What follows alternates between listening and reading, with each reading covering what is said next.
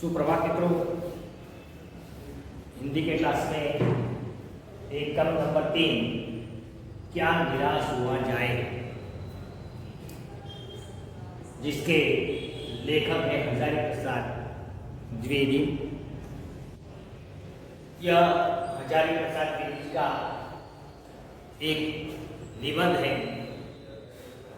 प्रस्तुत निबंध में हजारी प्रसाद द्विवेदी ने यह समझाया है कि तत्कालीन भारतीय समाज में व्याप्त अनाचार के केवल बाहरी स्तर पर है। वास्तव में आज भी लोग मानवीय मूल्यों के प्रति आस्था कायम रही है।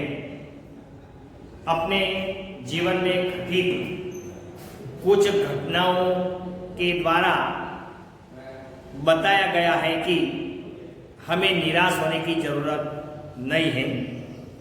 जीवन के प्रति हमें आस्था कायम बनाए रखना चाहिए।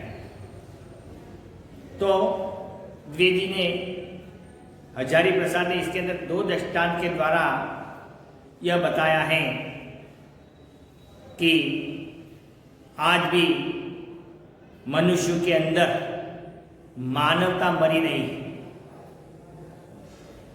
तो देखते हैं ऐसा एकम क्या निराश हुआ जाए।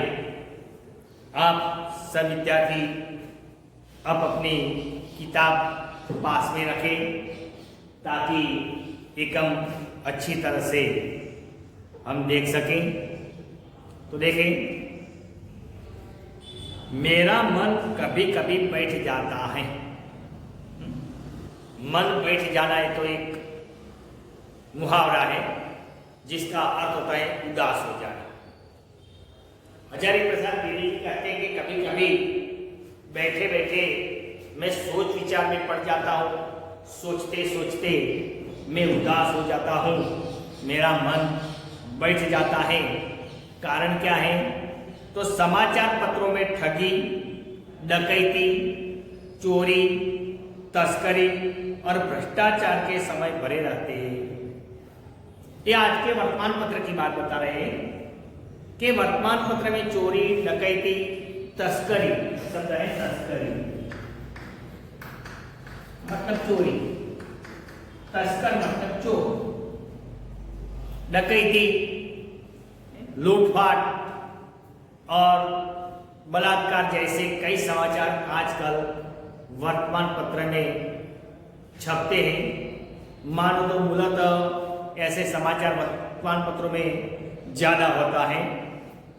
आरोप प्रत्यारोप का कुछ ऐसा वातावरण बन गया है कि लगता है देश में कोई ईमानदार आदमी ही नहीं रह गया।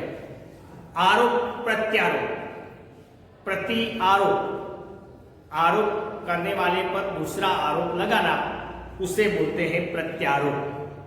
तो आज के समाज में आरोप प्रत्यारोपण का एक ऐसा माहौल बना है कि हमें लगता है कि संसार में कोई ईमानदार आदमी नहीं रह गया।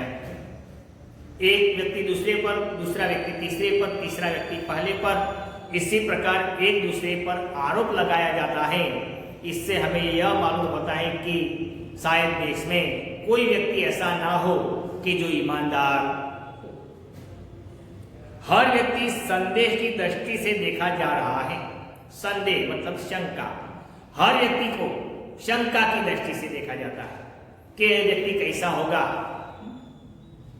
जो जितने ऊंचे पद में है उनमें उतने ही अधिक दोष दिखाए जाते हैं। दोष मतलब बुराई।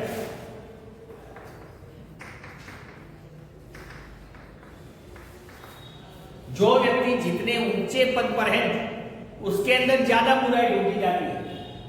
हमारे समाज में भी देखो कि समाज में कोई व्यक्ति समाज में आगे रहकर काम करता है तो दूसरे लोग उसकी बुराई करते हैं। वे अच्छा काम करते हैं वही नहीं देखते, उसकी अच्छाई उसके सामने दिखाई नहीं देती, लेकिन उसको गिराने की कोशिश करते हैं। इसके अंदर दोष ढूंढते हैं, इसके अंदर गुण क्या है वह ढूंढते नहीं। तो समाज में आज ऐसा हो रहा है एक बहुत बड़े आदमी ने मुझसे एक बार कहा था कि इस समय सुखी वही है जो कुछ नहीं करता। एक बहुत बड़े आदमी ने, लेखक कहते हैं, मुझे एक बार बताया था कि इस संसार में सबसे सुखी कौन है, तो जो कुछ करता नहीं वह। इसका कारण कि जो कुछ करता है उसके अंदर लोग दोष ढूंढते हैं, बुराई ढूंढते हैं, और जो लोग कुछ नहीं करते उसके अंदर तो न बुराई ढूंढते हैं न दोष ढूंढते हैं, तो वे सुखी। इसलिए एक बड़े आदमी ने, लेखक कहते हैं कि मुझे बताया था कि संसार में जो सबसे कोई सुखी हो तो वह है जो कुछ करता नहीं, जो कुछ नहीं करता। जो कुछ भी करेगा उसमें लोग दोष खोजने लगेंगे, और जो लोग कुछ करने लगेंगे उसके अंदर तो लोग क्या ढूंढते हैं, दोष ढूंढने लगेंगे। उसके सारे गुण भुला दिए जाएंगे और दोषों को बढ़ा चढ़ाकर दिखाया जाने लगेगा। इस व्यक्ति के अंदर जितने अच्छे गुण हैं वह सारे अच्छे गुण भुला दिए जाएंगे, और इसके अंदर जो 1 2 3 बुरे गुण हैं वह बुरे गुणों को बढ़ा चढ़ाकर दूसरों के सामने प्रस्तुत किया जाता। अच्छाई सामने नहीं आती, बुराई सामने आती। आज भी हम किसी के सामने अंगुली करते हैं तो इसका मतलब होता है कि इसके अंदर एक बुराई है, लेकिन 5 अंगुलियों 4 अंगुलियों हमारे सामने हैं, तो हमारे अंदर 4 दोष हैं। वह हमें हमारा दोष नहीं दिखाई देता, दूसरों का दोष दिखाई देता है। दोष किसमें नहीं होते?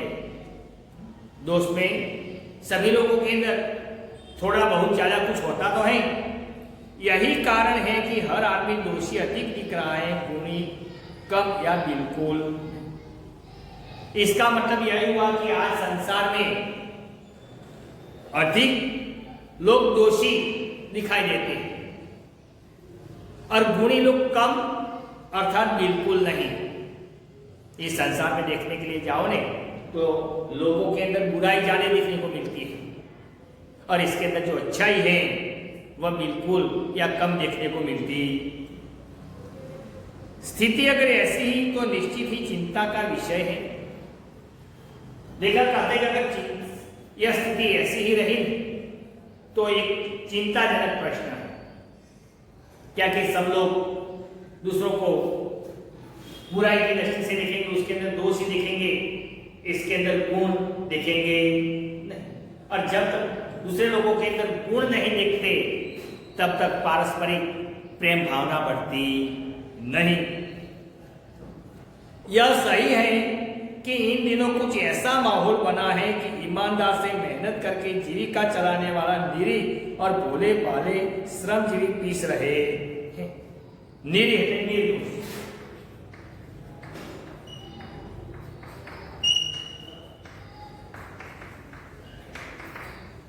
आज के समय में यह चल रहा है कि जो लोग कड़ी मेहनत करते हैं और ईमानदारी से काम करते हैं, तो ईमानदारी से काम करने वाला और कठिन से कठिन पसीना बहाकर काम वाला व्यक्ति है, वह आज पिस रहा है, वह जहां का तहां है, और झूठ तथा फरेब का रोजगार करने वाला फल फूल रहे। देखिए मुहावरा है, फल फूल रहना, फलना फूलना। विकसित होना।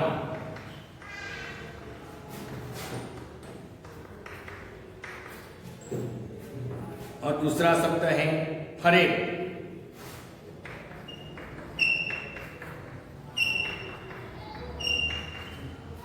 आज जो व्यक्ति ईमानदारी से काम धंधा करता है वह बेचारा पिसता जाता है, उसका घर भी ठीक ठीक तरह से चलता है। लेकिन जो लोग फरेब या धोखे से धन कमाते हैं वे लोग विकसित होते जाते हैं। आज भी देखो समाज में कई नौकरी ऐसी है कि जिसके अंदर लांच रुश्वत ली जाती है, और कई नौकरी ऐसी है कि जिसके अंदर बिल्कुल लांच रुश्वत नहीं होती, सिर्फ मेहनत के पैसे मिलते हैं। तो ये बेचारे मेहनत और ईमानदारी से धन कमाने वाले व्यक्ति वहां का वहां होता है, उसका अपना एक मकान बनाना है तो भी पूरी जीवन की कमाई इसके अंदर खर्च देता है।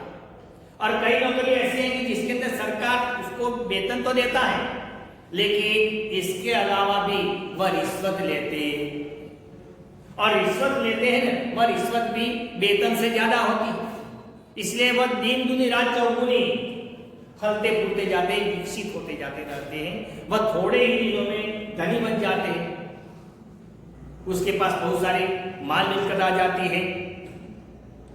ईमानदार को मूर्खता का पर्याय समझा जाने लगा है, और आज के समय में ऐसा भी है कि जो व्यक्ति ईमानदार रहता है वह ईमानदार व्यक्ति को मूर्ख कहा जाता।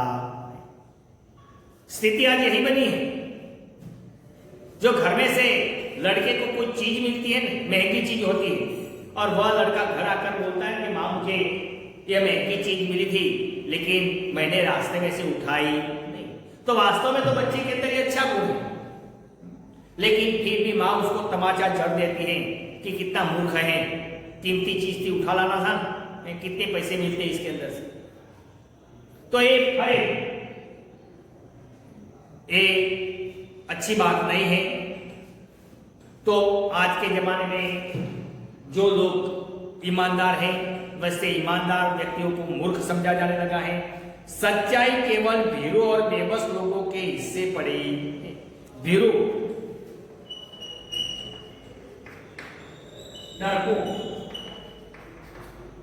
सच्चाई है वह सिर्फ भीरू लोगों के पाले पड़ी है।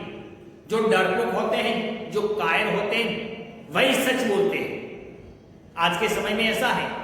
तो सच्चाई केवल भीरू या डरपोक या जो कायर लोग हैं उन लोगों के हिस्से पड़ी। ऐसी स्थिति में जीवन के महान मूल्यों के बारे में लोगों की आस्था ही हिलने लगी, और इसके कारण मानव के मूल्यों की आस्था हिलने लगी है। मानव के अंदर जो विश्वास है वह विश्वास दिखने लगा। भारतवर्ष ने कभी भी भौतिक वस्तुओं के संग्रह को बहुत अधिक महत्व नहीं दिया। हमारा देश भारत, अरे भारतवर्ष ने भौतिक वस्तु मतलब सुख सुविधा की जो चीज वस्तुएं हैं वह, तो ऐसी भौतिक वस्तुओं के संग्रह को अधिक महत्व दिया नहीं। मतलब हमें ऐसी भौतिक सुविधाओं को संग्रह करने की बात यह नहीं बताई। उसकी दृष्टि से मनुष्य के भीतर जो महान आंतरिक तत्व स्थिर है, बाप से बैठा हुआ है, वही चरम और परम है। हमारे अंदर जो एक महान आंतरिक तत्व विद्वान है वह सबसे श्रेष्ठ है। ये भोग विलास की चीज वस्तुएं नहीं, लेकिन हर एक मनुष्य के अंदर जो एक आंतरिक तत्व स्थिर है वही परम चरम मतलब वह श्रेष्ठ। लोभ, मोह, काम, क्रोध आदि विकार मनुष्य में स्वाभाविक रूप से विद्यमान रहते हैं। ये काम, क्रोध, लोभ, मोह, मद, ईर्ष्या, बैरभाव ये तो मनुष्य के अंदर जन्मजात होते हैं, और हर एक मनुष्य के अंदर वह विद्यमान समय समय पर अपने आप अपने अंदर से निकलते हैं। कई लोग होते हैं जो संत महात्मा होते हैं, जो साधु महात्मा होते हैं, वे लोग ऐसे विकारी तत्वों पर वे संयम पा लेते हैं, लेकिन ये सांसारिक व्यक्तियों को इसके ऊपर विजय पाना थोड़ा मुश्किल है। इसलिए हर मनुष्य के अंदर काम, क्रोध, लोभ, मोह ऐसे विकार हमेशा पड़े रहते हैं, हमेशा विद्वान रहते हैं, पर उन्हें प्रधान शक्ति मान लेना और अपने मन तथा बुद्धि को उन्हीं के इशारे पर छोड़ देना बहुत निकृष्ट आचरण है। लेकिन हमारा मन, हमारी बुद्धि इन तत्वों के इशारे पर नाचे, यह अधम बात है। हमारा मन कहे वैसा करना चाहिए। एक काम, क्रोध, लोभ ये विकारी तत्व है, वह कहे वैसा मन ना करे। भारतवर्ष ने कभी भी उन्हें उचित नहीं माना। भारतवर्ष ने मतलब भारतीय लोगों ने, हमारे हिंदू धर्म ने इस तत्वों को कभी उचित माना। उन्हें सदा संयम के बंधन में बांधकर रखने का प्रयत्न किया है। भारतीय लोगों ने ये विभिन्न तत्वों को, ये बुराइयों को संयम में बांधकर रखने का प्रयत्न किया। चाहे वह उसको संयम में रख सके या न रख सके वह दूसरी बात है, लेकिन हर एक व्यक्ति एक बुराइयों पर काबू पाना चाहता है और इसके लिए वह प्रयत्न भी करता है, परंतु भूख की उपेक्षा नहीं की जाती, बीमार के लिए दवा की उपेक्षा नहीं की जा सकती, गुमराह को ठीक रास्ते पर ले जाने के उपायों की उपेक्षा नहीं की जा सकती। जिस प्रकार भूख लगती है तो खुराक की उपेक्षा नहीं की जाती, बीमार व्यक्ति होता है तो बीमार व्यक्ति के लिए दवा की उपेक्षा नहीं की जाती। उपेक्षा मतलब अवहेलना, एक शब्द है उपेक्षा, अवहेलना। और एक शब्द है गुमराह, गुमराह, रास्ता भटका हुआ।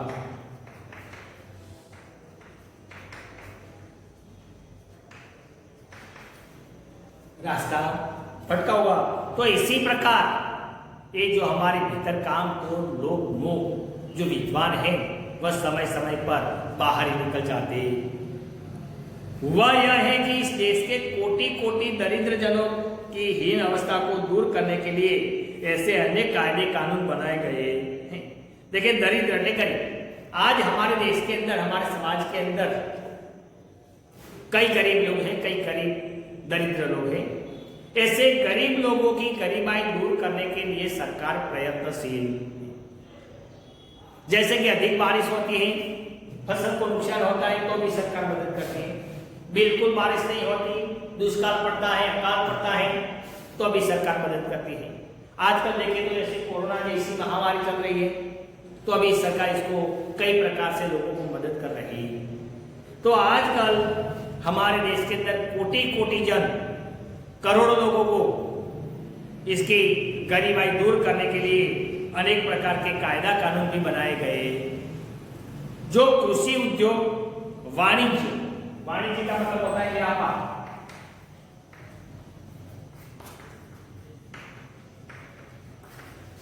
वाणिज्य मतलब व्यापार, शिक्षा और स्वास्थ्य की स्थिति को अधिक उन्नत सुचारू बनाने के लक्ष्य प्रेरित है। और इसके अंदर हमारी कृषि, हमारा व्यापार धंधा, शिक्षा और स्वास्थ्य संबंधी स्थिति को या स्वास्थ्य संबंधी स्थिति को सुचारू बनाने के लिए, विकसित करने के लिए, अधिक उन्नत और सुचारू बनाने के लिए लक्ष्य प्रेरित हैं। परंतु जिन लोगों को इन कार्यों में लगना है उनका मन हर समय पवित्र नहीं होता, प्राय वे ही लक्ष्य को भूल जाते हैं और अपनी ही सुख सुविधा की ओर ज्यादा ध्यान देने लगते हैं। लेकिन इस कार्य के अंदर, इस सेवा के अंदर जो लगे हुए लोग हैं, इन लोगों का मन शुद्ध नहीं होता, उनकी दृष्टि शुद्ध नहीं होती, तो वे सबसे पहले अपना घर भरना चाहते हैं, बाद में लोगों की ओर देखते हैं। सरकार मदद तो पूरी तरह से करती है, लेकिन वह मदद पूरी लोगों के, गरीब लोगों के पास जाती। इसके अंदर जो काम करने वाले कार्यकर्ता हैं, जो कुछ नौकरी करने वाले लोग हैं, वे लोग सबसे पहला अपना भला सोचते हैं, बाद में खुद का भला देखते हैं। आज भी सरकार पूरी तरह से लोगों को मदद करती है। सरकार एक व्यक्ति को 10,000 रुपये देना चाहती है, लेकिन वह व्यक्ति के खाते में पूरा 10,000 नहीं आते, आते आते केवल 6-7 हजार रह जाते हैं, 2-3 हजार रुपये बाहर निकल जाते हैं। तो ये आज के समाज की स्थिति। भारतवर्ष सदा कानून को धर्म के रूप में देखता आ रहा है। ये भारत देश है, वह भारत देश कानून को धर्म के रूप में देखता है। कानून, कायदा, इसे हमारी सरकार धर्म के रूप में देखती है। आज एकाएक कानून और धर्म में अंतर कर दिया गया है, लेकिन आज के समय में धर्म और कानून के अंदर क्या हो गया है? अंतर हो गया है, एक दूसरा विरोध में हो गया है। धर्म को धोखा नहीं दिया जा सकता, कानून को दिया जा सकता।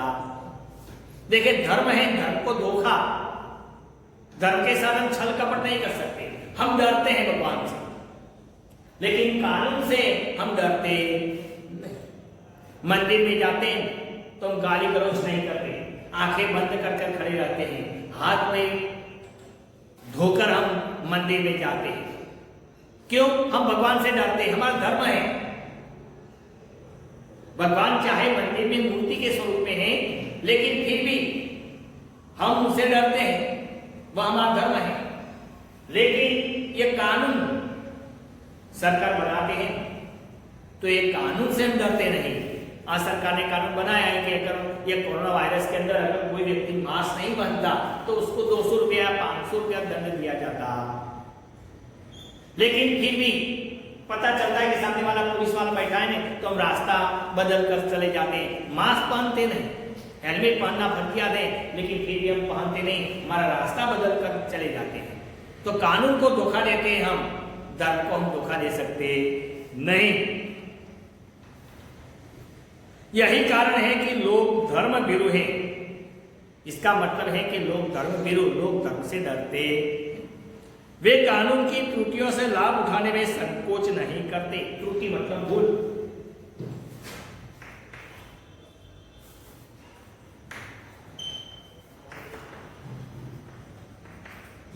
कानून के अंदर जो कोई त्रुटि है तो इसके अंदर से लाभ